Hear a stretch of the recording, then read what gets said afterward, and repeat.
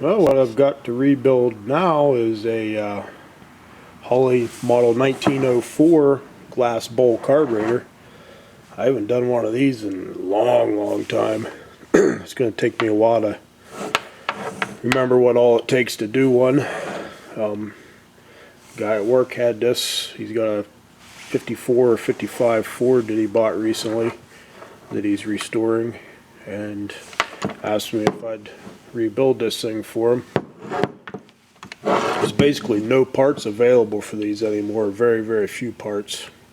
So I gotta be careful not to mess anything up, especially that glass bowl. Definitely not gonna find one of those around cheaply. And one thing I did notice already, the plunger for the accelerator pump right there is seized up.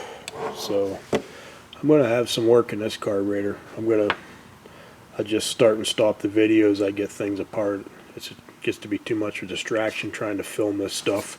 So I'll be back whenever I start getting part of this tore apart. Oh, there it is with the glass bowl removed. It's got the brass float in it, so that's good. If you look, you can see it's deceptively dirty inside. It does look like it is dirty, but not dirty, but the closer you look at it, you realize this has been sitting for a long time, really hasn't been used.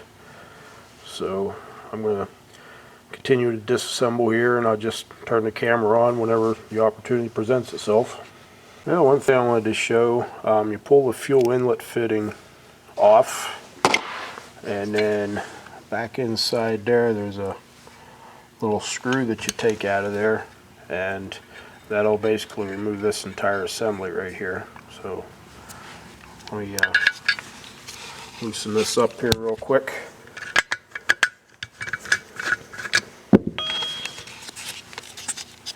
And you can see that whole assembly comes out of there now. I'll shut the camera off and take it off the rest of the way. One thing that you'll see is there is a little gasket on the retainer screw, and also there is another one on the other side where it mates into there. Well, next up you take these 4 screws off of here, and this is your power piston. Pull up out. Now obviously these never just fall right out like that off camera. I tapped it with a screwdriver with the back of my fist and popped it out of there.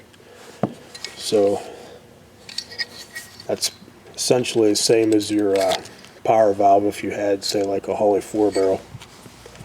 So we got that out of there, and we'll keep moving on. Okay, so you remove each one of these screws to remove what I guess would be equivalent to what on a Holley 4150 or Holley 4-barrel would be the metering block. And there's a spring back behind here that's the return spring for the accelerator diaphragm. So, and notice how that goes. So I've got this off of here, and as you can see, there's a bunch of crap. This thing's obviously been setting for a while. This might be a little bit hard to get this thing very clean, or as clean as I'd like to get it, but we'll try. There's that spring. And then, if I remember right, behind this diaphragm there's another spring that's pretty stiff. So I'll do that, definitely do that off camera, and I'm probably going to have a hard time getting that out of there because, like I said, that was seized up. I might end up, I think what I'll do, I'll take this over to one of my other workbenches that I don't care that gets a bunch of grease and garbage on it, and I'll soak that down with some Croil overnight, I think, and I'll probably stop right here. And just things to look at in this metering block. Number one, you'll notice there are 2 different lengths of screws, and it should be fairly obvious. The longer screws go in these 2 higher bosses, and then the shorter ones go across there. So don't get them mixed up. Don't try and jam one of these longer screws into this hole because you're probably not going to go far enough. You'll probably twist it off. And also, it's been, like I said, it's been a long time since I rebuilt one of these. I'm digging pretty far back into the memory banks. But I believe that inside here, there's going to be one of these is going to have the weight and a check ball for the accelerator pump, and I can't remember what the other one's for. I'll have to study this a little bit. But yeah, there's a check ball you can see right there. So you want to be careful when you take these screws out. I think they might be different sizes. So you want to take one out at a time and measure it and make sure you document what size went into what well, and also what order that this went into. I think, if I remember right, the check ball goes on the bottom and then the weight will go on top of the check ball. But like I said, I'm digging back really far in the memory banks on this, so I may be wrong on some of this stuff, and I'll correct it as I go along or as I remember. It just looks like a standard Holley jet, and I think it actually is, at least from what I can remember. And that one's pretty crusty looking. I'm going to throw some of this stuff tomorrow, I think, into my ultrasonic cleaner and see if I can't clean it up a little bit better. Plain old carb cleaner isn't going to get this kind of crap off, so I need something that's more of a detergent than a solvent, I guess. Before we pull the base plate off, you got to take this little rod out of here for the accelerator actuator. Now, if it wasn't for the fact that this plunger was frozen and I'm going to have to do some work on it, I'd probably left this on here. I might have taken it off later, and it's also pretty cruddy, but there's a little hairpin that you pull off of there, and then another clip that comes off of here that retains that. And then also you've got two different holes here. I think they were calling them at one time like the winter and summer setting. I'm going to leave that on the setting that it is right now, just to get this thing running and see which setting works the best for them. So I'm going to basically just pry this thing off of here. It pries off kind of hard because, well, it's kind of rusty and everything. So okay, there's the base plate off. You just have two screws, one there and then another one there that holds that onto there. And I think at this point there's a couple of little parts that I could take off, but I think at this point what I'm going to do is I'm going to soak this plunger with the Croil and then leave that soak all overnight. Well, I've got that plunger soaked down with the Croil, and I'll about every 10 minutes or so I'll give another squirt for next half an hour, 45 minutes, and then I'll just leave that sit overnight and it should be pretty good. I'm down to my last can of the Aero Croil. I bought a whole case of this off a guy on eBay in 2001 or 2002. That's my last can. It's starting to squirt really weak, even though I got about half a can left. So I'm going to have to order some more. Hopefully I got enough to get this job done. Well, that didn't take long. I soaked that down and tapped that there. Now my little punch, I didn't hit it that hard to where I bent that thing up. I bent that up on something else years and years ago. But basically after I let that set for a little while, I gave it a push with my finger and it pushed right in. I used that punch to tap it the rest of the way because it was still a little bit too hard just to yank out of there. But came right out. Good old Croil works every time. I soaked the whole base plate in the carb body and Croil to let it set overnight. That'll loosen up the gaskets that are on there, and also the any of the varnish or anything like that. I'm not going to soak this carburetor in my carburetor soak because I just don't want to take any chances of damaging anything, and that stuff can be pretty aggressive sometimes. So this Croil overnight will loosen up any of the varnish that's on this carburetor, hopefully, and then I'll hit it real good with the carburetor cleaner, rinse with hot water, and then I'll drop it down on my ultrasonic with some very mild detergent that'll hopefully take some of the rest of it off and make it look a little bit nicer. I'm also probably not going to pull the throttle plates out of here, even though they're a little bit rusty. That's another thing I just don't want to possibly damage anything. I don't know if I can get in there with a little wire brush or something, I don't know. But I guess tomorrow we'll finish this up.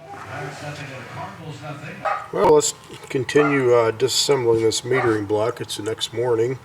I'll take one of these little plugs out at a time to get an idea of what check ball is in each one. Okay, there's the one out of the shorter one. This whole thing is just full of dirt.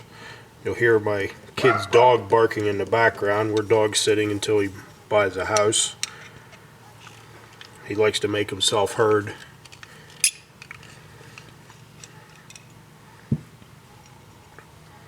And let's see what we get out of this one. Okay, there's the weight first. And then there's a whole bunch of dirt and a check ball. And you notice that's a smaller check ball. So put all these in the little container here so they don't get lost. So in the short well, you get this larger check ball. In the longer well, you get the smaller check ball. That should be pretty obvious. If you look down in there, you can see one hole that's a lot smaller than the other one. Okay, and then basically we got the main jet to take off of here. Somewhere I've got a regular Holley jet tool for taking these out, but I couldn't find it. It's probably in with my tote, with my race car stuff whenever I was racing. But there's the main jet. Can't really find the number on it. Once it's in the ultrasonic for a while, I might be able to get the number off it. I'm kind of curious what size of jet they put in that carburetor. So that's taken care of. And let's see.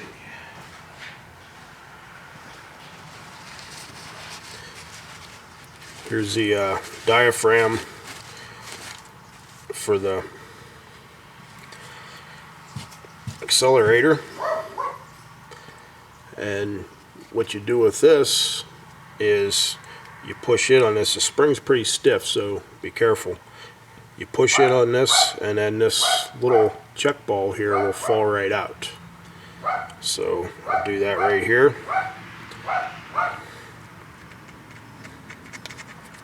Well, it should fall right out anyways. Of course, it's probably full of dirt. There it goes.